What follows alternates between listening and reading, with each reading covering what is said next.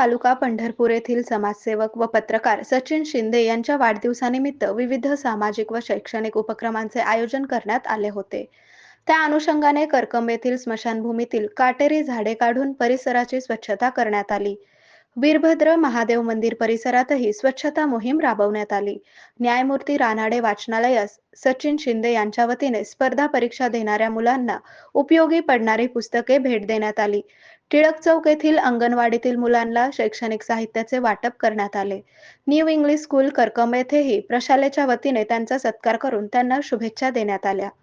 सचिन शिंदे यांच्या वाढदिवसानिमित्त करकंब व करकंब परिसरातील विविध राजकीय पक्ष, संघटना, समाजसेवी, शैक्षणिक, क्रीडा संस्थानामधील पदाधिकारी व कार्यकर्त्यांनी त्यांना निरोगी आरोग्य व पुढील सामाजिक वाटचालीसाठी शुभेच्छा दिल्या.